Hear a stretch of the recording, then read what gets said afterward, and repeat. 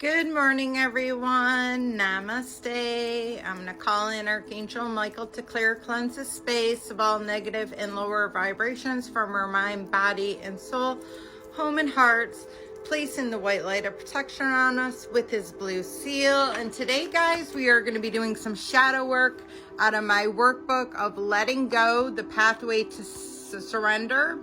And this is based on that book, the yellow one that I read, the Letting Go book. So we are on the key lesson, and we are still on dealing with grief, and it states, preventing prolonged grieving. Recognize the indicators of prolonged or difficult grieving. Take a proactive measure to avoid it. Recognize that unsolved sadness may cause physical and emotional problems. Engage in healthy coping methods. Seek professional assistance if needed. Establish a supportive atmosphere to aid in the healing of your process. Discover the meaning and purpose in the midst of sadness, utilizing a springboard of personal growth. So there's a self-reflection question that we're going to read in regards to this. It says, consider how you manage loss and sadness. What self-care practices or tactics have you found to be beneficial during times of bereavement? How can you emphasize self-compassion and support during grieving? So I would state, this is coming from my perspective. Again, I'm a Reiki master, guys. I myself have dealt with loss quite a bit, as well as I also have a bachelor's and master's in psychology, and I used to work with trauma victims. And I would just say what I really have seen during this time is really kind of like creating a support system within you and yourself and the people that are going to really help you to get where you need to get.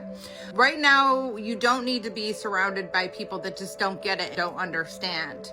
Those are the people that you kind of need to create distance from, because it's not their fault. They haven't been through it. They just don't really relate to it, and they can't comprehend it. If they're making you feel worse about the situation, then it's time to release them, or at least keep your healthy distance from them. How I dealt with some of my loss is I was in group therapy, which at first I really didn't know if I would like, but I really related to the ladies that were in there.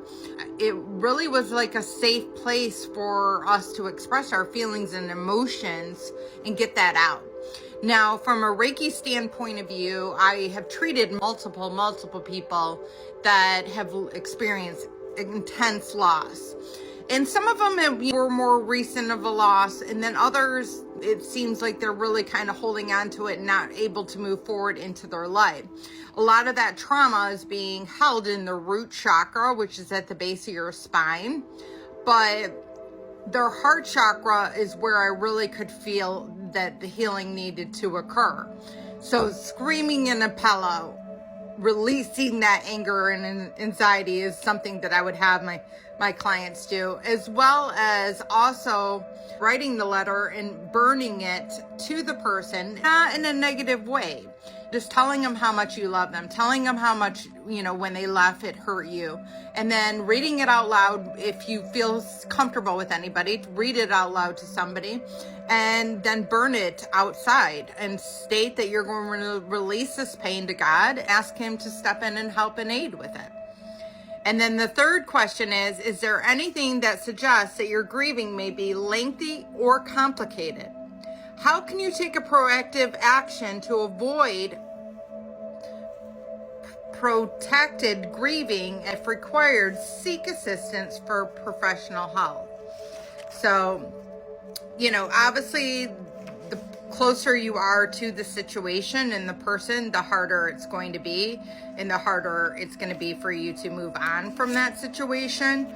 I would say some things that I really took away from the therapy, because I was also in therapy when I just lost a baby in the day after my birthday in February 13th of 2023.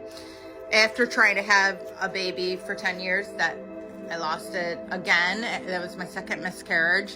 So I got into counseling one-on-one, and then I got into group therapy for it. And the counseling one-on-one really taught me that grieving is not a linear process. So you might one day feel like you are getting a hold on it and a grasp on it, and then you might go out into the world and someone might say something and it might trigger something, or you might see something on TV and it might trigger something. So it's important to understand that you're going to sometimes be okay, and then sometimes you're going to go back to not being okay. And a lot of people don't feel comfortable being okay.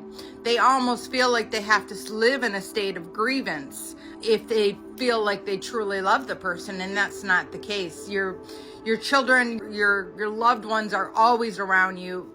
I literally hold hands with my loved ones. I actually held my baby in my hands. My angels, my guides, they helped to form my hands like this and put the baby into my hands. I could feel the heartbeat.